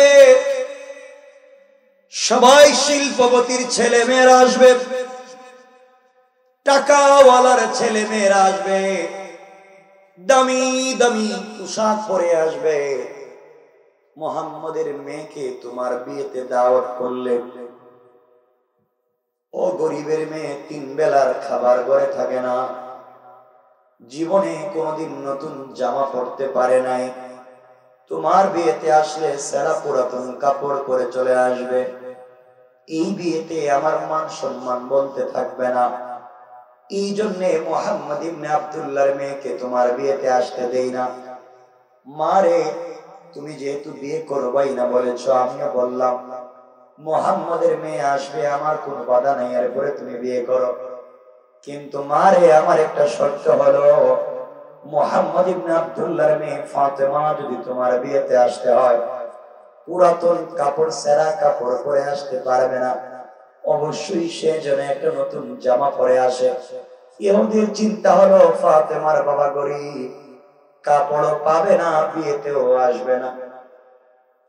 আমার বন্ধুগণ, মেয়েটা দৌড়াইয়া হযরতে ফাতেমার কাছে পৌঁছে গেলেন, আর ডাক দিয়া বললেন, বোন আমার, তুমি আমার বিয়েতে যাও। আমার বাবা কোনোভাবেই রাজি হয় না, আমার বাবা কোনোভাবেই মানতে চায় না। ও বোন, তোমার কাছে আমি বলতে চাই, অনেক অনুনয় বিনয়ের পরে বাবাকে রাজি করিয়েছি, কিন্তু বাবা একটা শর্ত দিয়েছে, তুমি আমার বিয়েতে গেলে নতুন জামা পরে যেতে হবে, পোশাক পরে যাওয়া লাগবে, নচেত যেতে পারবে না। হযরতে ফাতেমা চোখের পানি ছেড়ে দিলেন, আর ডাক দিয়া বলছেন, বোন আমার, আমার বাবা গরিব, 3 বেলা 1 বেলা আমার ঘরে খাবার থাকে না, বাবা কোনদিন একটা নতুন জামা দিতে পারেনি, এরপরেও আমার কোনো অভিযোগ আল্লাহর উপরে নাই। কিন্তু তুমি বলছো নতুন জামা কাপড় পরে যাওয়ার জন্য, আমি কোথায় পাবো? কে আমাকে দিবে? আমার বাপ তো দিতে পারবেন না, আমি নতুন জামাও পাবো না, তোমার বিয়েতেও যেতে পারবো না। এবার মেয়েটা ডাক দিয়া বলছে, ফাতেমা, তুমি না আমাকে বলেছো তোমার একজন বন্ধু আছে যাকে তুমি ভালোবাসো, সারাদিন না খেয়ে থাকো, রাত্র হয়ে গেলে তার কদমে সেজদায় পড়ে যখন ডাক দাও, সে নাকি তোমার ডাকে সাড়া দেয়। তুমি না বলেছো নামাজে দাঁড়িয়ে গেলে তিনি তোমার সকল কথার জবাব দেন। ও ফাতেমা, তুমি বলেছো তোমার আল্লাহ, সবকিছু তোমার আল্লাহ বানিয়েছে, তোমার আল্লাহর এত ক্ষমতা, তোমার বাবাকে উহুদ পাহাড় পরিমাণ স্বর্ণ আর সম্পদ দিতে চাইছিল, তোমার বাবা নেয় নাই। তুমি বলেছো যে আল্লাহ এত কিছু করতে পারে, তুমি বলেছো তাকে তুমি বড় ভালোবাসো, সারা রাত জেগে তার নাম তুমি জপো, তার নামে তাসবিহ পড়ো।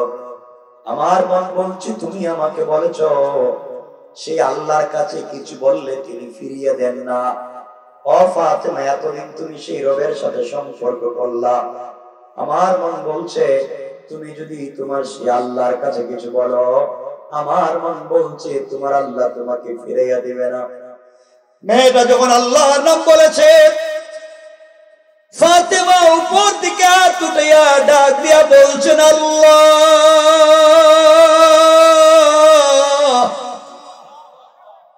চিৎকার করে কাঁদতে লাগলেন। মেয়েটাকে ডাক দিয়ে বলছেন, বোন রে, ইনশাআল্লাহ কথা দিলাম আমি তোমার বিয়েতে যাব এবং এই পৃথিবীর সব থেকে দামি কাপড় পরে যাব। সুবহানাল্লাহ, জোরে পড়েন। 12:15 হয়ে গেছে।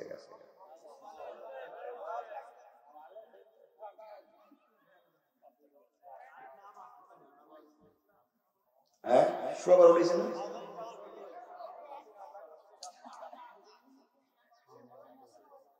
শুনেন, বেশি লম্বা করতেছেন, কথাগুলো শুনেন কি বলতে চাই।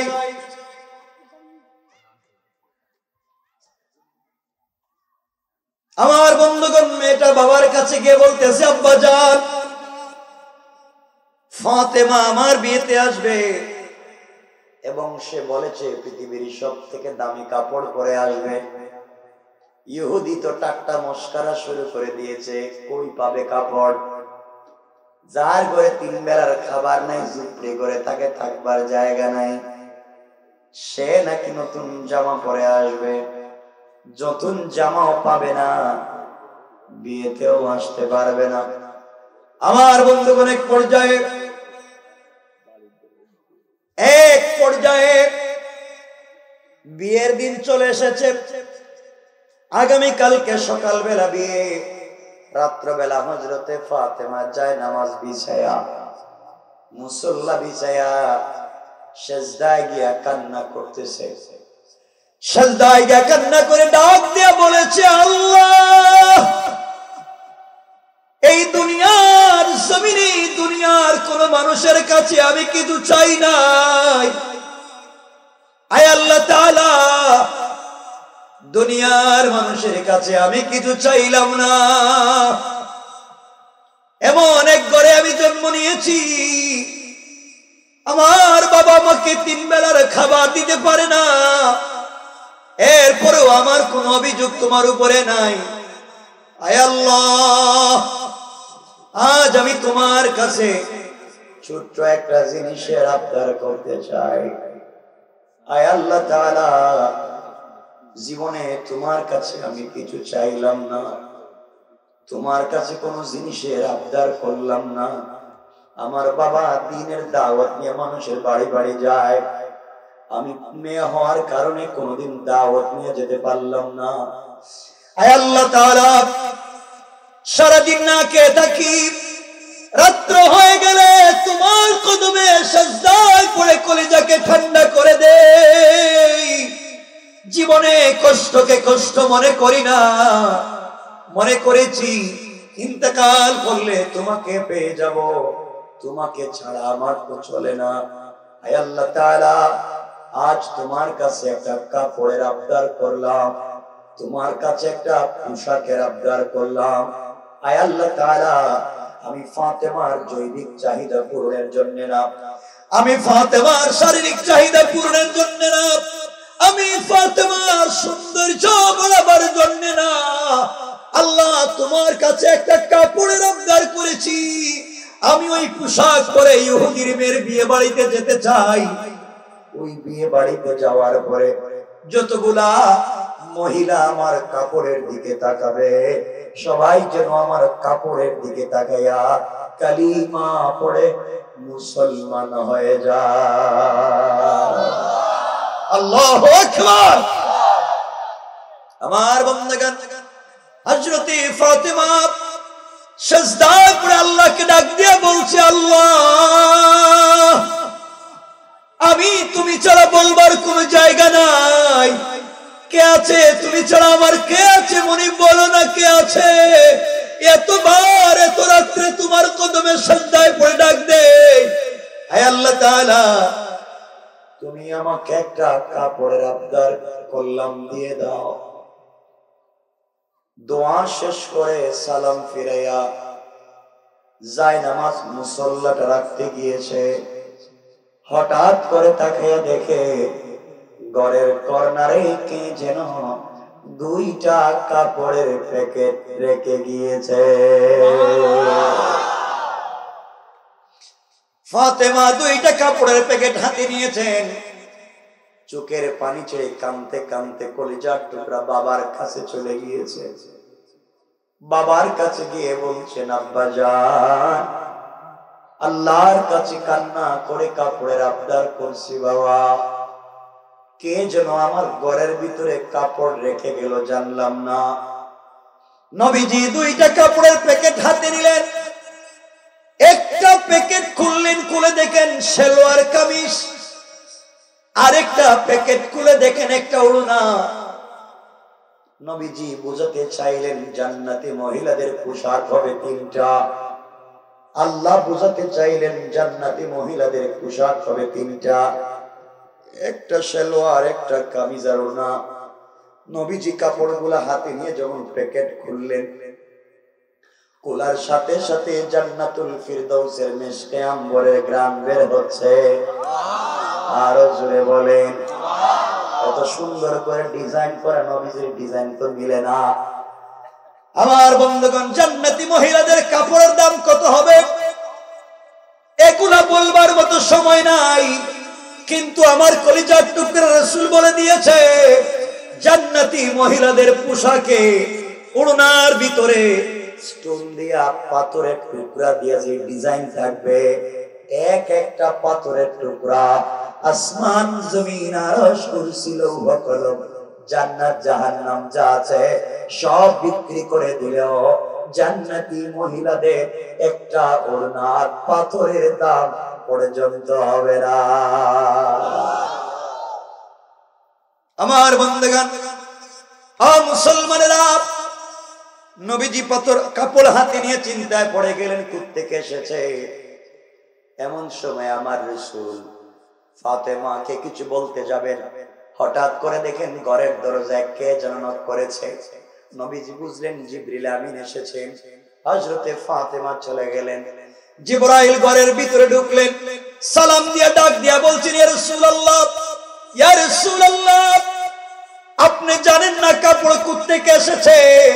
আমি সিদরাতুল মুনতাহায় বড়ই গাছের নিচে বসা ছিলাম, এমন সময় আল্লাহ আমাকে ডাক দিয়ে বলছেন, জিবরাইল রে তুমি কোথায় আছো? আমি বললাম, আল্লাহ আমি তো সিদরাতুল মুনতাহায়। আল্লাহ বলেন, জিবরাইল এই মুহূর্তে জান্নাতুল ফিরদাউসে যাও, এখান থেকে সুন্দর এক সেট কাপড় নিয়া সাথে সাথে ফাতেমার ঘরে হাজির হয়ে যাও। ও পয়গম্বরে আরবি, আপনার মেয়ে আপনার ঘরে থেকে খেয়ে না খেয়ে বাঙ্গা ঘরে থেকে আল্লাহর সঙ্গে এত সম্পর্ক করেছে, আল্লাহর কাছে সুন্দর করে বলেছে, আল্লাহ তুমি ইব্রাহিমকে নমরুদের আগুনে কাপড় জান্নাত থেকে দিয়েছো, তুমি ইউসুফকে গর্তের ভিতরে কাপড় দিয়েছো, তুমি কেন আমি ফাতেমাকে দিতে পারবা না? আমি কি তোমাকে ভালোবাসি না? এ কথা আল্লাহর বড় কুদরতের দিলে লেগে গিয়েছে। আল্লাহ তাআলা ফাতেমার জন্য কাপড় পাঠায়। নবীজি সাল্লাল্লাহু আলাইহি ওয়াসাল্লাম ফাতেমাকে ডাক দিয়ে বলছেন, মারে এই কাপড় পরে তুমি ইহুদির মেয়ের বিয়ে বাড়িতে যাইবা, অবশ্যই অবশ্যই পর্দার সাথে যাইবা। কারণ নবীজি ভালো করে জানতেন নারীরা যেই দিন নতুন জামা পরে দামি পোশাক পরে ওই দিন কিন্তু পর্দা করে। কথা কোন না কেন পর্দা করে। নবীজি বলছেন, ফাতেমা নতুন কাপড় পরে যাইবা তো একটু পরিপাটি হয়, পর্দা করে যাইও। আমার বন্ধুগণ, কষ্ট হচ্ছিল তো? না না বলতে বলতে যে রাতে 12:30টার উপরে যাবো, 1.5 ঘন্টা হয়ে গেছে গা, উপরে 1.5 ঘন্টার উপরে। না না লম্বা কথা নয়, কষ্ট। আর সারা বছরই তো কথা কইতে হয়। আমি কি মরে যাবো? আপনাদের কষ্ট হয় না? প্রস্রাবে ধরে না? ডায়াবেটিস নাই? কি তারে সব নাই করে। আমার বন্ধুগণ শুনেন, লম্বা করবো না, যতই কম। এবার হযরতে ফাতেমা একটু বিশ্ব নবীর কলিজার টুকরা মেয়ে, একটু বিশ্ব নবীর কলিজার টুকরা মেয়ে, আর ভবিষ্যতে হবেন সাইয়্যিদাতুন নিসাই আহলিল জান্নাহ। আল্লাহু আকবার। জান্নাতি মহিলাদের সরদারিনী হবেন, তিনি হবেন সাইয়্যিদা শাবাবি আহলিল জান্নাহ, জান্নাতি পুরুষদের সরদার হযরত হাসান হুসাইনের মা, যিনি ভবিষ্যতে হবেন আসাদুল্লাহিল গালিব। আল্লাহ যাকে বিজয়ী বাঘ বানিয়ে পাঠিয়েছেন তার স্ত্রী। আল্লাহু আকবার। ভবিষ্যতে যার স্ত্রী হবেন, রাসূল বলেছেন, আনা মদিনাতুল ইলমি ওয়া আলিয়ুন বাবুহা, আমি হচ্ছি জ্ঞানের রাজ্য আর এই রাজ্যে প্রবেশের দরওয়াজা হযরত আলী। আল্লাহু আকবার বলেন। এই হযরতে ফাতেমা, একটু হযরতে ফাতেমা তা পরেছেন জান্নাতি কাপড়। সুবহানাল্লাহ। চিন্তা কর, মানে নূরুন আলা নূর। বিয়ে বাড়িতে যাচ্ছেন, জান্নাতি পোশাক ফাতেমার গায়ে, যাচ্ছেন ইহুদির মেয়ের বিয়ে বাড়িতে। আমার মুসলমান বন্ধুগণ, গভীর মনোযোগ। শত শত মহিলা ইহুদির মেয়েটাকে সুন্দর করে সাজিয়ে অলংকার যে ওর পরিধান করায়া, অর্নামেন্টস জুয়েলারি পরিধান করায়া, নতুন বধূর মতো সাজায়া রুমের ভিতরে রেখে দিয়েছে। হযরতে ফাতেমা রুমের ভিতরে যখন ঢুকলেন, পুরা ঘর সাথে সাথে জান্নাতি কাপড়ের ঘ্রাণে একবারে মিশকে আম্বরের মতো পুরা ঘর খুশবুর মতো মোহরিত হয়ে গেল। আর সাথে সাথে জান্নাতি পোশাকের আলোতে পুরা ঘর যেন আলোকিত হয়ে গিয়েছে। মহিলারা চিন্তা পড়ে গেছে, এটা কি কি কাপড় পরে আছে, এটা কই পাইল? যে হাত দেয় দেখি তার কোন ডিজাইন তো মিলতেছে না। গুলশান, বনানী, বাড়িদারা, ধানমন্ডি, দুনিয়ার আমেরিকা, লন্ডন, কত জায়গার ডিজাইন দেখলাম, এই ডিজাইনটা মিলতেছে না, এটা কোত্থেকে কিনবে? ফাতেমাকে জিজ্ঞাসা করে, বোন এত ডিজাইনের কাপড় কই পাইছো? এত সুন্দর কালারিং, পুরা ঘর গ্রাম হয়ে গিয়েছে, পুরা ঘর আলোকিত হয়েছে, কাপড়টা কোথায় পাইছো তুমি? ফাতেমা বলছেন, ওইটা কিনে আনছি। সুবহানাল্লাহ। মহিলারা কই, কি রে, এর ঘরে খাওয়ার নাই, 3 বেলার খাওয়ার নাই, কিনে আনছে, এত টাকা পাইলো, এটা কোন মার্কেট থেকে কিনছে? ফাতেমা বলছেন, দেখো বোন, তোর বেশি কথাবার্তা বইল না, তোমাদের এই বাপ দাদার 14 গোষ্ঠী সম্পদ বিক্রি করিয়া আমার কাপড়ের একটা পাত্রের দাম হইতো না। আল্লাহু আকবার। মহিলাদের তো রাগ উঠে গেছে, জেদ বেশি না, জিদ বেশি। কই কি গরিবের মেয়ে, আমাদের কোটি কোটি টাকার মালিক আমরা, আর এত দামি কাপড় কই আমরা কিনতে পারতাম না? কি কও, এর চেয়ে দামি কাপড় কিনতে পারেন? ফাতেমা বলছেন, দেখো যা দেখবার হাত দিয়ে দিক গেল, একবার হাত দিয়া দাও, হাতে একবার লাগাইয়া দাও, আর পরার মতো চিন্তা করবে না। সুবহানাল্লাহ। নাই এত তো বিজাজ খালি গরম হইতেছে, কই কি গরিবের মেয়ে, আমাদেরকে তো নিয়ে এক মস্কারা শুরু করে দিচ্ছে। এবার মহিলারা বলছে, ফাতেমা বলো ডিজাইন কে করে দিয়েছে, কোথা থেকে কাপড় কিনেছো? তুমি না গরিব, তোমার না টাকা নাই। হযরতে ফাতেমা বলছেন, বোনেরা শোনো, আমি গরিব হতে পারি, আমার বাবা গরিব হতে পারে, কিন্তু আমাদের একজন ওলি আছেন, অভিভাবক আছেন, একজন অভিভাবক আছেন যার নাম আল্লাহ। তার কাছে বললে তার চাইতে আরো দামি দামি কাপড় আমাদেরকে দিতে পারে। মহিলারা বলছে, এগুলো বাদ দেওয়া, কাপড়টা কই থেকে কিনছো? কম, আমি মার্কেট থেকে কিনছি। মহিলারা বলছে, দেখো বোন, কাপড়টা কিনতেই আমাদের, বলো তুমি কোন মার্কেট থেকে কিনছো?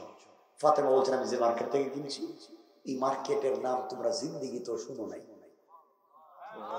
মহিলারা, মার্কেটের নাম শুনতাম না, আমরা মার্কেট চিনি, দোকান চিনি, দোকানের ম্যানেজারের নাম্বার মোবাইলে আছে, রাস্তাঘাট সিপাশা বসি, কথা কয় না কেন?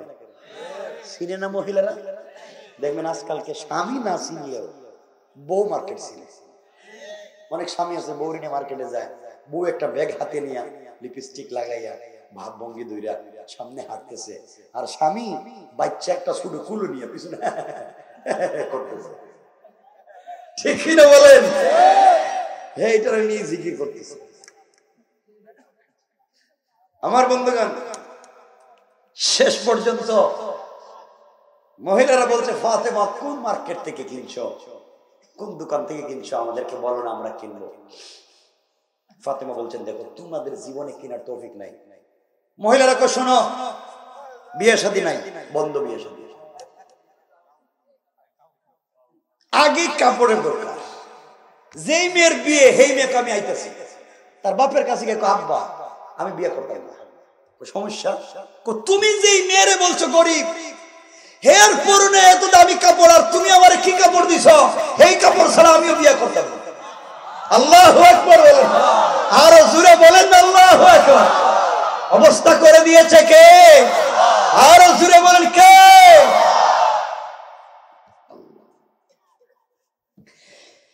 আমার আল্লাহ কোরআনে কারিমে বলছেন ওয়া মাকারু ওয়া মাকারাল্লাহ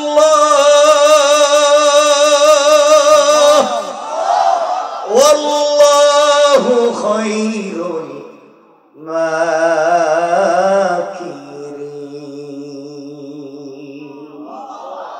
আমার আল্লাহ বললেন তোমরা কিসের কৌশল করো রে, তোমরা জানো না তোমাদের কৌশলের চাইতে আমি আল্লাহর কৌশল আরো বড়। আমার মুসলমান বন্ধুগণ, পুরা বাড়ি বিয়ে পণ্ড হয়ে গেল। মহিলারা চিৎকার শুরু করে বলছে, কেউ স্বামীকে, কেউ বাপকে, কেউ ভাইকে, আমাদের কাপড় লাগবে। যার বিয়ে সেও বলছে কাপড় লাগবে, এমন একটা কাপড় চাই। সবাই মিলে ফাতেমাকে ধরছে, বোন এবার বলো কোন জায়গা থেকে কাপড় কিনা যায়। প্রয়োজনে 14 গোষ্ঠীর সম্পত্তি বিক্রি করব, দরকার হলে কিডনি বিক্রি করব, এরপরে কাপড়ের দরকার। ফাতেমা বললেন তাহলে শোনো, যেই দোকান থেকে, যেই মার্কেট থেকে আমি কাপড় কিনেছি ওই মার্কেটের নাম জান্নাত, আর যেই দোকান থেকে কাপড় কিনেছি এই দোকানের নাম হলো জান্নাতুল ফিরদাউস। কোন সুবহানাল্লাহ। মহিলারা কই বুঝলাম না, জান্নাত জান্নাতুল ফিরদাউস এই নামে তো কোনো মার্কেট আমাদের জানা মতে নাই। আমাদের এলাকার মার্কেট নাম সবিরউদ্দিন মার্কেট, কবিরউদ্দিন মার্কেট, কথা বলেন। কিন্তু এই মার্কেটের তো নাম শুনলাম না, জান্নাতুল ফিরদাউস দোকানের নাম, জান্নাত মার্কেটের নাম। ফাতিমা বলছেন এটা তোমরা খুঁজে পাইবা না। জীবনে কয় মার্কেটে গেছো, তোমাদের সোসাইটি কি, তোমরা তো মার্কেট চিনবা না। মহিলারা কই দেখছো এই মার্কেট সিরিটা কোন দেশে আছে, জান্নাতুল ফিরদাউস, জান্নাত। এমন সময় মহিলারা বলছে বোন ক যাওয়া লাগবে। সুবহানাল্লাহ নাই। ফাতেমা বলছেন বোন আমি বলতে পারি একটা শর্তে, এই মার্কেটের রাস্তা কোন দিকে যাওয়া যায়, কিন্তু চাইলেই এই রাস্তা দিয়ে কেউ চলতে পারবেন না। এই রাস্তা দিয়ে যে কেউ চলতে পারবেন না, এটা সিকিউর রাস্তা, এটা খুব কোয়ালিটি ফুল রাস্তা, যে কেউ যাইতে পারবেন না। এখান দিয়ে যেতে হলে একটা আইডি কার্ড লাগবে, এটা দিয়ে চলতে গেলে একটা আইডি কার্ড লাগবে, স্মার্ট কার্ড লাগবে। স্মার্ট কার্ড থাকলে হবে না, পিন নাম্বার মনে রাখতে হবে। এবার মহিলারা বলছে আগে বলো না কোন রাস্তা দিয়ে যাইতে হবে, আমরা তো সব রাস্তাঘাট চিনি, কিন্তু মার্কেটের নামই চিনলাম না, দোকানও চিনি না, রাস্তার নাম কম। এবার ফাতেমা বললেন শোনো বোনেরা, যে দোকান থেকে কাপড় কিনেছি ওই দোকানের নাম জান্নাতুল ফিরদাউস, মার্কেটের নাম জান্নাত, আর এই মার্কেটে যাওয়ার রাস্তার নাম হলো ইহদিনাস সিরাতাল মুস্তাকিম। ও মহিলারা, এই মার্কেটে যাওয়ার রাস্তার নাম সিরাতে মুস্তাকিম। সিরাতে মুস্তাকিম নামক রাস্তা দিয়ে চলতে চলতে সামনে গেলে জান্নাত নামক মার্কেট পাইবা। ওই মার্কেটে ঢুকলে জান্নাতুল ফিরদাউস নামক দোকান পাইবা। ওই দোকানে গেলে পরে আমার চাইতে আরো দামি দামি কাপড় পাইবা। মহিলারা কয় সিরাতে মুস্তাকিম এটাও শুনলাম না, জান্নাত এটাও শুনলাম না, এটা কই আছে? ফাতেমা বলো না এটা কই। আবার ফাতেমা বলছেন শোনো, এই রাস্তা, এই মার্কেট আর এই দোকানের কথাই তো আমার বাবা বলে যায়। এতদিন পর্যন্ত তোমাদেরকে আমার বাবা তো এই কথার দাওয়াত দিয়ে যায়। এই কথা বললে তোমাদের বাপ দাদারা আমার বাপকে পাগল বলে গালি দেয়, আঘাত করে মারে পিটায়। আমার বাপ তুই রাস্তার কথাই বলে, আমার বাপ তো জান্নাতের কথাই বলে, আমার বাবা তো জান্নাতুল ফিরদাউসের কথা বলে, কিন্তু তোমরা সবাই মিলে আমার বাপকে আঘাত করো। মহিলারা বলছে ফাতেমা এবার বলো জীবনের সবকিছু বিসর্জন করতে পারি, আগে বলো কেমনে ওই জায়গায় যাওয়া যায়। আমরা রাস্তা দিয়ে চলতে চাই, ওই রাস্তায় উঠতে চাই, জান্নাত নামক মার্কেটে যেতে চাই, জান্নাতুল ফিরদাউস নামক দোকানে যেতে চাই, ডিজাইন কে করছে মালিকটারে দেখতে চাই। ফাতেমা বললেন ওই রাস্তা দিয়ে চলতে গেলে মন চাইলেই চলা যাবে না। ওই রাস্তা দিয়ে চলতে গেলে একটা আইডি কার্ড লাগবে, পরিচয় পত্র লাগবে। পরিচয় পত্র ছাড়া হবে না। আবার একটা পিন নাম্বার মনে রাখা লাগবে, কারণ আপনার কাছে এটিএম বুথের কার্ড আছে, পিন নাম্বার মনে নাই, যেমন টাকা উঠাতে পারবেন না। ফাতেমা বলছেন বললে কার্ড থাকলে হবে না, কার্ডের পিন নাম্বার মনে রাখতে হবে। মহিলারা বলছে ফাতেমা যা বলবে সব মানিয়ে, এরপরে কাপড়ের দরকার। এবার ফাতেমা বললেন শোনো, ওই কার্ডের নাম হলো ইসলাম, আর পিন নাম্বার হলো লা ইলাহা ইল্লাল্লাহ মুহাম্মাদুর রাসূলুল্লাহ। মহিলারা লা ইলাহা ইল্লাল্লাহ নামক এই গোপন পিন নাম্বার দিলে ধারণ করে, ইসলাম নামক আইডি কার্ড সাথে রেখে সিরাতে মুস্তাকিম নামক রাস্তায় যা চলো, সামনে গেলে জান্নাত নামক মার্কেট পাইবা। ওই মার্কেটে ঢুকলে জান্নাতুল ফিরদাউস নামক দোকান পাইবা। আরো আছে অনেক আছে, আরো কিছু পাইবা। ওখানে গেলে আমার চাইতে দামি দামি কাপড় পাইবা। মহিলারা ডাক দিয়া বলছে ফাতেমা আর দেরি করা যায় না, আমরা তো তোমার কাপড় দেখে পাগল হয়ে গিয়েছি। এমন জিনিস যে দিতে পারে তাকে আমরা বিশ্বাস না করলে করবো কারে? ও ফাতেমা আর দেরি করা যায় না, এই মুহূর্তে হাত লম্বা করে দাও, আর আমরা একসাথে 370 জন অথবা 400 জন মহিলা একসাথে কালিমা পড়ে মুসলমান হয়ে যায়।